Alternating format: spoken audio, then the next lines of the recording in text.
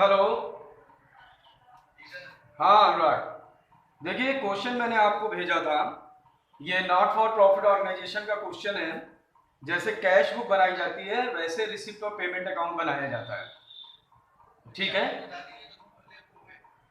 हाँ, ये जो मैंने बुक में तुम्हारी नहीं होगा। ये जो क्वेश्चन मैंने लिया है वो तुम्हें सेंड किया था मैंने व्हाट्सएप पे। ठीक है ना। हाँ, तो वहां पर ये क्वेश्चन है, मैं इसे रीड कर रहा हूं। देखिए लिखा हुआ है, from the information given below prepare receipt and payment account of modern club Jankipuri Janakpuri for the year ended 31 December 2006। ये क्वेश्चन है इनकम और एक्सपेंडिचर अकाउंट का, जिसमें कैश का पहले से बैलेंस दिया हुआ है 45,000 और सब्सक्रिप्शन में इंक्लूडिंग 8,000 2005 एंड 12,000 2007 4,70,000 का दिया गया है। और 12% इन्वेस्टमेंट परचेज किए गए हैं 1,50,000 के। और entrance fees received 15,000, sports material 70,000, furniture purchase 80,000, sale of old furniture 20,000 का था, उसे 5,000 रुपए में बेचा गया है।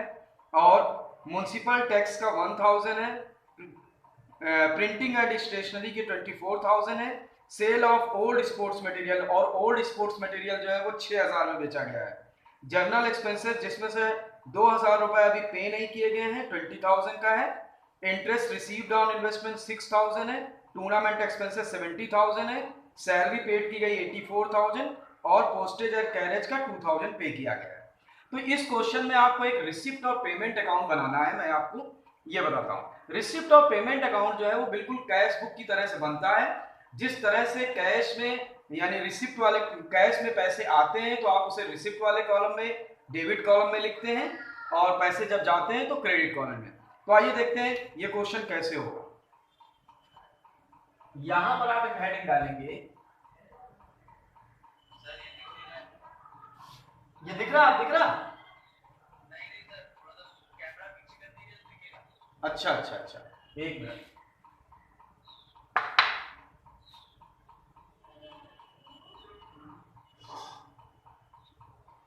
रिसिप्ट अब दिख रहा?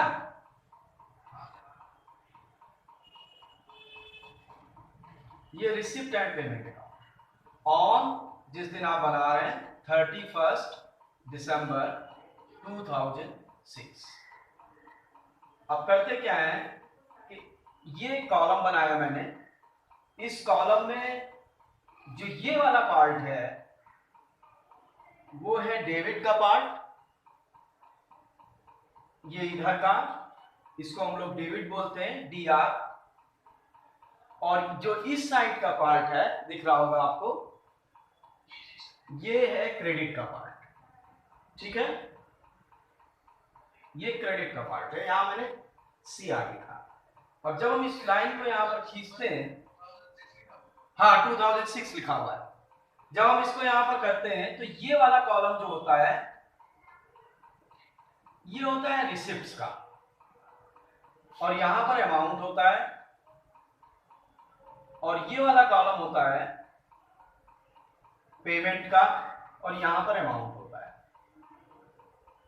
बहुत बढ़िया क्वेश्चन है और सीखने के लिए बहुत अच्छा ये क्वेश्चन है। अब देखिए ये रिसिप्ट पेमेंट अकाउंट बना है, डेट है 31 दिसंबर 2000। अब रिसिप्ट का मतलब होता है जितना भी पैसा आएगा वो यहां हम पुट करेंगे, और पेमेंट का मतलब जितना पैसा जाएगा वो हम यहां पर लिखेंगे। ठीक है, तो अब हमारे क्वेश्चन में देखिए कैश का बैलेंस दिया गया है। हमारे क्वेश्चन में कैश का बैलेंस जो है वो दिया गया है। तो लिखा हुआ है कैश ऑन 1 जनवरी 2006। तो हम यहां पर लिखेंगे टू बैलेंस बीडी, और उसकी वैल्यू को हम यहां कैश लिख करके यहां पर पुट करेंगे, जो दी गई है 45,000। 40, हाँ ये 45,000। ठीक है, अब इस 45, इसमें अगर बैंक होता तो बैंक मैं यहां लिखता हूं, बैंक का बैलेंस क्वेश्चन में नहीं दिया गया है तो उसे नील कर देंगे। तो ये 45,000 जो है वो अमाउंट वाले कॉलम में लिखे गए। उसके बाद दूसरा है हमारे पास सब्सक्रिप्शन। सब्सक्रिप्शन का मतलब होता है चंदे, यानी कि किसी भी जब क्लब को चलाया जाता है तो उसको चलाने के लिए चंदा लिया जाता है।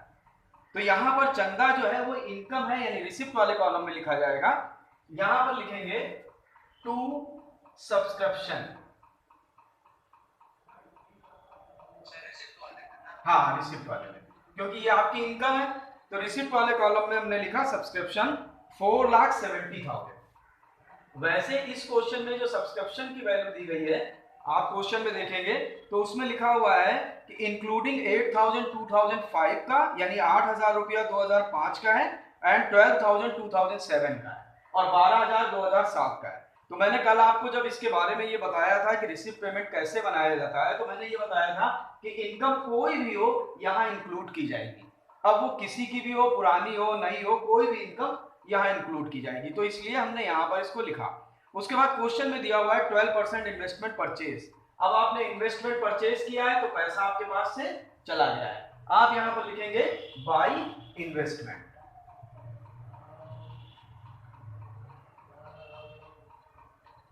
इन्वेस्टमेंट अकाउंट, और अब इन्वेस्टमेंट की वैल्यू क्वेश्चन में दी गई है 1,50,000। तो हम यहाँ पर 1,50,000 पुट करेंगे। तो देखिए पैसा चला गया, इन्वेस्टमेंट खरीदा। उसके बाद है यहाँ, उसके बाद क्वेश्चन में दिया गया है एंट्री एंट्रेंस रिसीव्ड। अब रिसीव्ड हो रहा है आपका 15,000 से। ये एंट्रेंस फीस जो है वो आपकी रिसीव्ड हो रही 15,000 से। तो हम यहां पर लिखेंगे टू एंट्रेंस फीस। ये भी इनकम होती है हमारी, और एंट्रेंस फीस की वैल्यू दी है 15,000, वो मैंने यहां पुट कर दिया। उसके बाद देखिए फिर क्या हो रहा है, स्पोर्ट्स मटेरियल परचेज किया गया है 70,000 का। मैं यहां पर लिखूंगा बाई स्पोर्ट्स मटेरियल।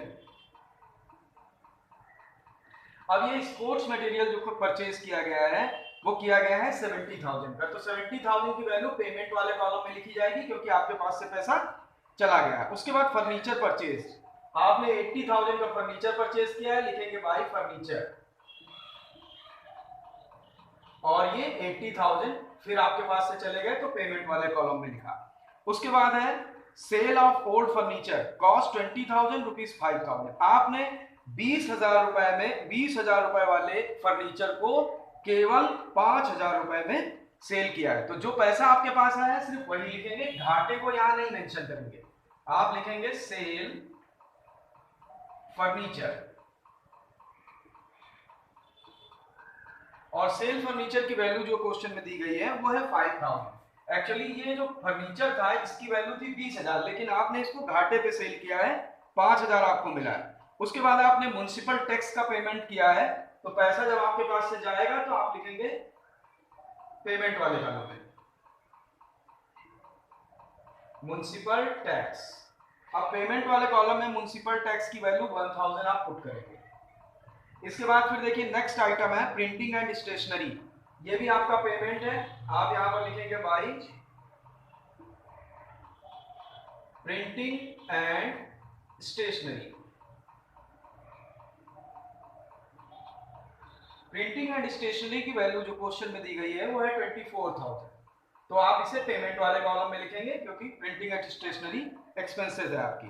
उसके बाद है सेल ऑफ स्पोर्ट्स मटेरियल, आपने 6,000 रुपए में स्पोर्ट्स मटेरियल को बेचा है, तो फिर यहां पर लिखेंगे to sale of sports material. अब सेल ऑफ स्पोर्ट्स मटेरियल की वैल्यू 6,000 क्वेश्चन में दी गई है। ये हमारी इनकम है, क्योंकि जब हम बेचेंगे तो पैसा हमारे पास आएगा, रिसिप्ट वाले कॉलम में लिखेंगे। उसके बाद है जर्नल एक्सपेंसेस, अब हम यहां पर लिखेंगे बाई जर्नल एक्सपेंसेस। ये हमारा पेमेंट है। अब जर्नल एक्सपेंसेस की वैल्यू क्वेश्चन में 20,000 दी गई है, और ये क्वेश्चन में एक जगह पे ये भी लिखा हुआ है out of which rupees 2,000 is yet to be paid, और अभी इसमें से 2,000 रुपया हमको पेड करना भी बाकी है। तो ऐसा करते हैं 20,000 सीधे यहां लिख लेते हैं, और यहां पर आउटस्टैंडिंग 2,000 लिख करके छोड़ देते हैं, क्योंकि 2,000 रुपया अभी हमारा आउट ऑफ विच इसमें से बकाया है देना। उसके बाद है इंटरेस्ट, तो आउट ऑफ विच अगर इसमें से बकाया है देना तो इसका मतलब हमने अभी 20,000 रुपयों में से 2,000 रुपयों का पेमेंट नहीं किया है, तो एक्चुअली हमने 18,000 का पेमेंट किया है। अंडरस्टैंड? फिर से समझिए, जर्नल एक्सपेंसेस की वैल्यू क्वेश्चन में 20,000 दी गई है और उसमें लिखा हुआ है out of which ₹2,000 is yet to be paid, यानी अभी जो है 2,000 रुपया इसमें से देना बाकी है। तो एक्चुअली हमने कितने का पेमेंट किया? 18,000 रुपए का, वो यहां मैंने मेंशन किया। क्लियर? उसके बाद है इंटरेस्ट रिसीव्ड ऑन इन्वेस्टमेंट, तो आपने जो भी इन्वेस्टमेंट किया था उसमें आपको 6,000 रुपए का बेनिफिट हुआ, तो आप उसको यहां पर लिखेंगे टू इंटरेस्ट रिसीव्ड। अब इंटरेस्ट रिसीव्ड की जो वैल्यू दी गई है वो आपको दी गई है 6,000 की। वेरी गुड वेरी गुड, 6,000 की दी गई, वो आपने इधर इनकम वाले कॉलम में लिखा। फिर आप देख रहे हैं क्वेश्चन बताता है टूर्नामेंट एक्सपेंसेस, तो टूर्नामेंट एक्सपेंसेस साफ साफ इसमें लिखा हुआ है एक्सपेंसेस, टूर्नामेंट एक्सपेंसेस। अब जब एक्सपेंसेस लिखा है तो ये खर्चा है, पेमेंट वाले कॉलम में लिखा जाएगा, और ये 72,000 की इसकी वैल्यू है, वो यहां पुट कर देंगे। उसके बाद क्वेश्चन में बताया गया है सैलरी पेड, तो ये भी आपका एक्सपेंसेस है, आप यहां लिखेंगे बाय सैलरी, सैलरीज अकाउंट। अब सैलरी में आप 84,000 का पेमेंट कर रहे हैं, वो यहां कंसीडर करेंगे पेमेंट वाले कॉलम में। फिर उसके बाद है पोस्टेज एंड कोरियर, तो हम यहां पर लिखेंगे बाय पोस्टेज, पोस्टेज। अब यहां पर पोस्टेज की वैल्यू 2,000 दी गई। अब हम करते क्या है कि देखिए, आप ये देख रहे हैं कि जितनी भी क्वेश्चन में हमारे पास रिसिप्ट्स थी, हमने सारी रिसिप्ट्स को रिसिप्ट्स वाले कॉलम में लिखा और सारे पेमेंट को पेमेंट वाले कॉलम में लिखा। अब हम क्या करते हैं, रिसिप्ट साइड का टोटल करते हैं और फिर पेमेंट साइड का टोटल करते हैं। रिसिप्ट साइड के पेमेंट का टोटल ज्यादा होगा क्योंकि यहाँ 4,70,000 की वैल्यू लिखी हुई है, तो हम जब इसको ऐड करते हैं तो ये इसका एडिशन यहाँ पर लिखते हैं। तो हमारे पास जो वैल्यू है वो ये है कि 45,000 प्लस 4,70,000 प्लस 15,000 प्लस 5,000 और प्लस 6,000 प्लस 6,000, तो टोटल होता है 5,47,000। तो मैं यहां पर इस टोटल वाले कॉलम में लिखता हूं 5,47,000, और इसको मैं यहाँ वर्किंग नोट में भी लिख लेता हूँ 5,47,000, ये मैंने यहाँ वर्किंग नोट में लिख लिया। अब इस वर्किंग नोट यानी ये टोटल जो है हमारा वो डेबिट का है। अब क्रेडिट का टोटल हम करते हैं, तो क्रेडिट में हमारे पास सबसे पहले है 1,50,000, उसके बाद 70,000, फिर 80,000, फिर उसके बाद 1,000 एंड आफ्टर दैट 24,000, फिर 18,000 और फिर उसके बाद 18,000, 84, 72,000, 84,000 एंड 2,000। तो इस तरह का जो इसका टोटल आएगा वो होगा 5,01,000। अब 5 लाख डेबिट के टोटल से क्रेडिट के टोटल को माइनस करेंगे तो डिफरेंस आएगा 46,000, और इस डिफरेंस को हम लोग यहाँ लिखेंगे बाय बैलेंस सीडी। कैश में 46,000 और उसके बाद बैंक में कुछ नहीं है तो उसे खाली छोड़ देंगे, और यहाँ पर लिखेंगे 46,000। अब इस तरह से आप देखेंगे तो डेबिट साइड का टोटल 5,47,000 और क्रेडिट साइड का टोटल भी 5,47,000 हो जाएगा। Okay, thank you students.